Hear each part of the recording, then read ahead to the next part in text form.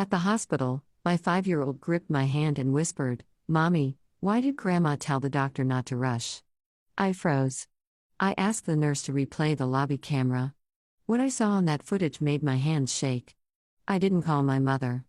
I called my lawyer. I froze in the pediatric ER lobby because my daughter was still burning up against my side. Her little fingers dug into my palm and all I could hear was her whisper, "Mommy, why did Grandma tell the doctor not to rush?" For a second, I honestly thought I had heard her wrong. The automatic doors kept opening and closing. Someone's phone rang at the reception desk. A toddler across the room was crying over a sticker. Everything looked normal, which made what she said feel even worse. I bent down so fast my knees cracked. "What did you say, baby?" My daughter Ren was 5. She was the kind of child who apologized to chairs if she bumped into them. Soft voice, big brown eyes, always clutching one stuffed animal like it had a job to do. That night, it was her faded rabbit with one ear bent over. She looked at me with glassy, fever-heavy eyes and whispered again, "Grandma told the doctor not to rush because I'm dramatic." My throat closed. I asked the nurse at the desk if there was any way to replay the lobby camera. I didn't even know if that was something people could ask. I just knew my daughter had been wheezing in my arms for almost 40 minutes, and my mother had been in that lobby with us for the first 10. The nurse looked startled, then serious. She asked why. I told her exactly what Ren had said. Everything changed after that. Within 15 minutes, a charge nurse brought me into a little office off the hallway. A security staffer came in with a monitor on a rolling stand. They pulled up the footage from the lobby entrance and the reception desk. And there she was, my mother, 71 years old, beige coat, perfect scarf, standing at the desk with one hand on her purse and the other lifted like she was making some small harmless point. I watched her lean toward the receptionist. I watched the receptionist look past her toward me where I was crouched in a chair with Ren in my lap. I watched my mother smile. Then I watched her wag 2 fingers like she was dismissing a waitress and mouth something I didn't need audio to understand after what my daughter had told me. "No rush." My hands started shaking so badly I had to sit on them. The security staffer paused the footage. The charge nurse looked at me and said very carefully, "We're documenting this." I nodded. I didn't call my mother. I called my lawyer. My name is Elise. I was 38 then, living outside Bloomington, Indiana. Worked as a senior manager in customer relations at a manufacturing company. I had been divorced for 4 years. I had one daughter. I lived in a small yellow house with a sloping driveway, a noisy stove, and a kitchen table piled high with bills. My mother had spent most of my adult life acting like I was both her greatest disappointment and her emergency fund. Not my brother Gavin, even though he was 42 and forever between opportunities. Not my younger sister Dana, even though she and her husband somehow always had money for lake weekends, matching patio furniture, and boutique candles in giant glass jars. Me, the practical one, the one with spreadsheets, the one who always lands on her feet. That was family language for "we can ask her for anything." It started small after my divorce. My dad's dental bridge, 200 here, 600 there. Then my mother's property tax shortfall one fall. Then Dana's preschool deposit when her husband's bonus was delayed. Then Gavin's truck insurance because he needed the truck for work. No one ever said loan. They said bridge. Spot me. Temporary, just until Friday, just until next month, just until the refinance, just until tax return. I knew the numbers because I tracked everything, even when I hated myself for it. $480 for Dad's medication gap one winter. $1,200 when Dana's water heater burst. $2,300 toward Gavin's legal fees after some contractor dispute he swore wasn't his fault. A standing $350 every Friday to my parents for almost 11 months after my father retired and their budget got tight. Then there was the joint household account. That still makes me laugh in the ugliest possible way. 3 years earlier, after my father had minor heart surgery, my mother said she was overwhelmed paying vendors and utilities online. She said she needed one organized child on the account in case something happens. Dana was so busy with the kids. Gavin was terrible with numbers. I was added as a secondary manager on the household operating account connected to their checking and bill pay profile. I told myself it was sensible. What it really did was make me their unpaid back office and silent backup bank. I paid the gas bill more than once to keep things from bouncing. I covered a furnace repair. I sent weekly grocery transfers during one expensive winter. I ordered their prescription refills, balanced due dates, and listened to my mother talk about money like weather. Constantly, helplessly, as if it simply happened to her. And through all of that, she never fully accepted Ren. Never openly enough that other people would call it what it was, just little cuts. At Christmas, my niece got a monogrammed robe and Ren got craft socks from a drugstore end cap. At Easter, there were 6 matching baskets lined up on the buffet and Ren's was a different color, smaller, with clearance candy. In family photos, my mother would say things like, "Let the cousins stand together." And somehow Ren ended up on the edge. She always had a reason. "You're too sensitive, Elise." It wasn't intentional. "She's too young to notice." That one made me sick every time. Kids always notice. They just don't always have words for it yet. The hospital night happened in early November on a Thursday that started like any other. Ren had a cough for 2 days, the kind that rattled in her chest and made her curl up on the couch with blankets and cartoons. By evening, her breathing changed faster, shallow, that little pull at the base of the throat that every parent learns to fear. I had just gotten her shoes on when my mother called. She was nearby. She said she could meet us there. I should have said no. I didn't. That was still my flaw back then. I kept believing there was a version of my mother I could unlock if I just chose the right moment, the right tone, the right amount of grace. So, she met us in the lobby. Ren was flushed and trembling. I was trying to sign forms one-handed. My mother took over the clipboard without asking and said, "Let me help before you scribble something illegible." 5 minutes later, she walked to the desk. 10 minutes later, she was telling the receptionist not to rush. By the time Ren was properly assessed, her oxygen saturation had dipped low enough that they moved fast. Nebulizer, steroid, monitoring. They admitted her overnight for observation because they didn't like the work of breathing they were hearing. The pediatrician on shift was kind in that no-nonsense way tired doctors sometimes are. She said, "You brought her in when you should have." I nearly cried right there from relief and rage mixed together. My mother had already left by then. No apology, no explanation, just a text. "You always make everything feel more dramatic than it is." I stared at it in the dim hospital room while Ren slept with an oxygen cannula under her nose and cartoon fish moving across the muted TV. Then I forwarded the text to my lawyer. Her name was Marisol. I'd used her once during my divorce for custody paperwork and I trusted her because she never filled silence with fake comfort. She dealt in facts. I told her what happened. I told her about the camera footage. I told her I was still tied to my parents' account access. There was a pause. Then she said, "Allie, stop being useful to people who endanger your child." It hit harder than anything anyone had said to me in years. The next morning, while Ren colored with hospital crayons and picked the marshmallows out of lukewarm cereal, I made exactly one decision. I was done financing a family that treated my daughter like an inconvenience. That afternoon, once Ren was discharged with inhalers, instructions, and strict follow-up, I drove home, put her on the couch with a blanket and a movie, and sat at my kitchen table with my laptop. I logged into the banking portal for my parents' household account. The screen looked painfully ordinary. Blue header, account summary, recent payments, scheduled utilities, a pending transfer I had set up the week before because my mother said the water bill must have doubled for no reason. I canceled the pending transfer first. Then I removed every automatic payment I personally funded.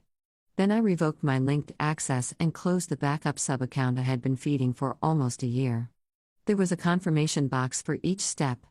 Are you sure you want to cancel? Are you sure you want to remove this funding source?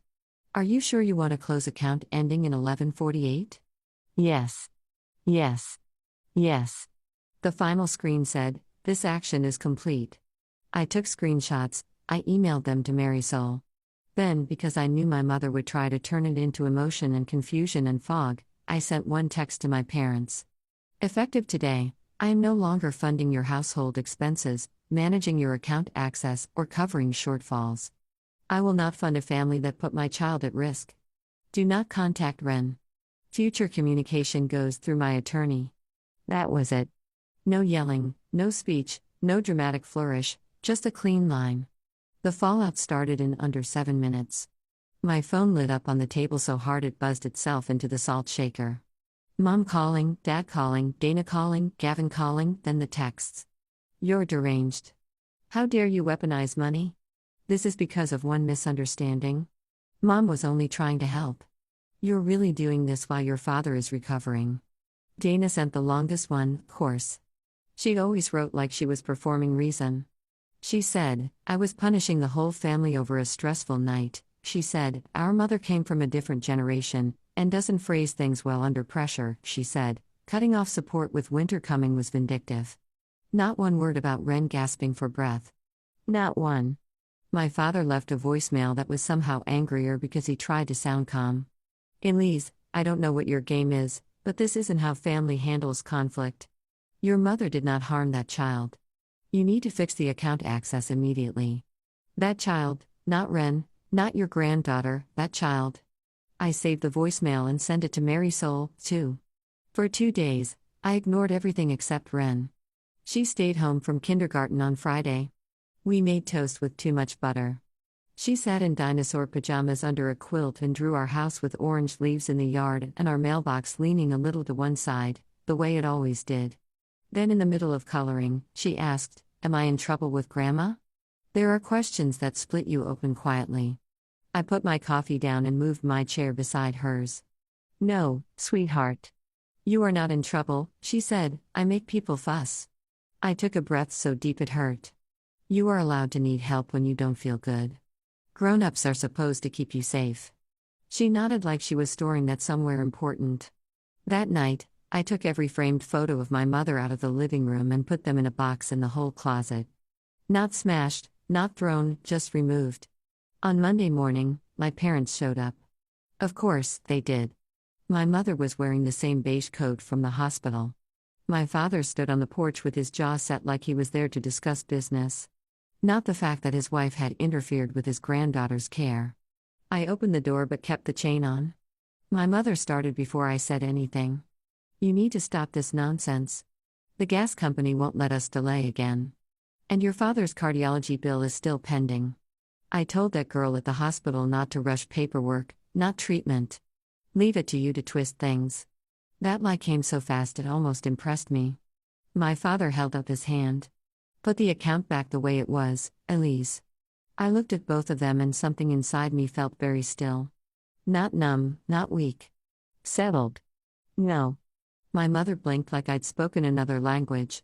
You don't understand the pressure we're under. I said, I understand that my daughter was struggling to breathe and you told hospital staff not to rush. That is not what happened. I didn't argue. I just answered the only part that mattered. You're off my accounts. I'm not your backup bank anymore. My father's face changed. Then red climbed his neck in patches. So, this is about money. No, I said the money is the boundary.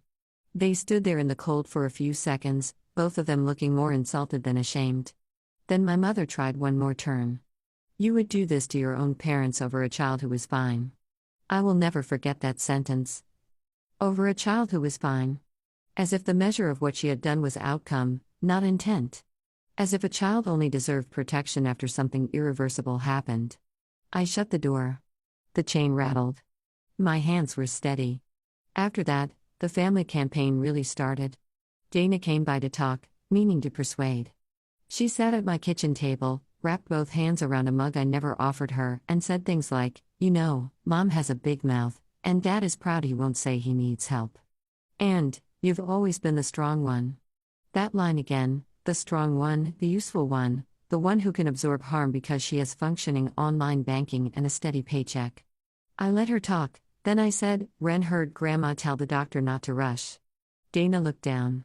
She probably didn't mean. I cut in. I'm not discussing Mom's intentions anymore. I'm discussing my decision. Dana left crying, which would have moved me once. It didn't. Then Gavin was uglier about it. He sent a text saying I was acting rich and righteous over some utility money when everyone knew family helped family. I almost laughed. Family helped family. I had helped them for years. When Gavin's truck got repossession notices, I wired money. When Dana's son needed speech therapy deposits, I covered them for 2 months.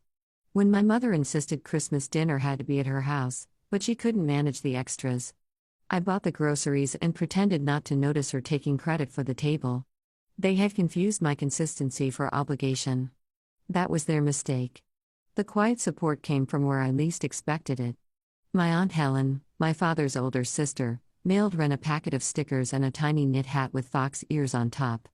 No note except one sentence on the grocery receipt tucked inside. Children should never have to earn gentleness. I kept that receipt. My cousin Nora texted me that she'd heard a twisted version of the story and wanted me to know she believed me. Even the neighbor across from my parents, Mrs. Kessler, stopped me at the pharmacy 1 week later and said awkwardly, "Your mother mentioned some money dispute. I'm sorry about your little girl." That told me everything. My mother had gone public with the financial part because it made her look like the victim. She skipped the hospital part because even she knew how it sounded. A week after that, Marisol called me with an update.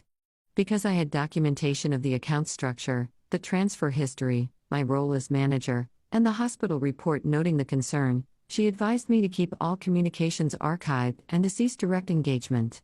She also helped me draft a formal notice that I was no longer authorized to act on my parents' financial behalf and would not resume support. It wasn't dramatic. It was clean. That mattered to me. By Thanksgiving, the noise had slowed because they had found other people to pressure. Dana hosted that year. I was invited through a group text with no direct message attached, which told me more than enough. I declined. Instead, Ren and I stayed home. We bought a small turkey breast because whole turkeys were absurdly big for 2 people. I made box stuffing because Ren liked it more than homemade. We used the good plates my grandmother had left me, the ones I usually kept high in the cabinet for fear of breaking them. Ren helped set the table with terrible spacing and enormous concentration. Then she put 3 paper leaves she had colored in kindergarten beside our plates. One said, "Mom," one said, "Ren." The third was blank. "Who's that for?" I asked. She shrugged. "Just in case someone kind comes?" I had to turn toward the stove for a second because my face went hot. No one came and that was fine. We ate. We watched the parade rerun. We built a blanket fort in the living room and read 2 whole chapters of Charlotte's Web with a flashlight under the quilt roof. There was no tension humming under the food. No little exclusions. No one treating my child like an afterthought. That winter, money got tighter for my parents. I know because gossip travels fast in families that have nothing sturdier than dependency holding them together. The basement remodel they had been planning got delayed. My father sold a riding mower. Dana complained in a group chat about having to carry too much. Gavin was suddenly very interested in family budgeting. None of that moved me. For years, consequences had only ever landed on the people around my mother. Now they were landing on her. Good. Christmas came again before I was ready for it. The first snow of December dusted our porch and made the dead moms look gentler than they were. Ren was 6 by then, taller, stronger, carrying her inhaler in a glitter pouch in her school bag like it was no big deal. She made a paper chain for our living room with red and green strips cut too wide. We baked sugar cookies shaped like stars and lopsided trees. I let her dump the sprinkles on too early and half of them slid off onto the pan. On Christmas Eve, I set the table for 2. Then I hesitated. I opened the drawer, took out 1 extra napkin, and placed it at the far end. Ren noticed right away. "Who's coming?" I looked at the empty chair for a second. "No one," I said. "It's there to remind me of something." "What?" I smiled at her. "That our table is only for people who make us feel safe." She accepted that instantly, the way children do when truth is simple. After dinner, she crawled under the tree and pulled out a flat package she had made at school. Inside was a drawing of our house again. Me on the porch, her beside me, snow falling, yellow light in the windows, no extra people, no erased space. At the top, in careful block letters, she had written, "Our family is nice here." I put it on the fridge with 2 magnets and stood there looking at it longer than I meant to. That was the closure, I think. Not revenge, not some dramatic showdown where my mother finally admitted what she had done. She never did. It was smaller than that, quieter, truer. It was a child drawing her home as the safe place. It was the empty chair that stayed empty. It was my bank account no longer bleeding into people who called that love. It was learning that a boundary does not need applause to be right. And if there was one thing that whole ugly year taught me, it was this. The people who benefit from your silence will always call your boundary cruelty. The people who use your money will call it love, right up until you stop paying. And the moment a child is made to feel small so an adult can stay comfortable, the conversation is over. You don't negotiate there. You don't soften it. You don't keep the peace at your child's expense. You draw the line and then you hold it.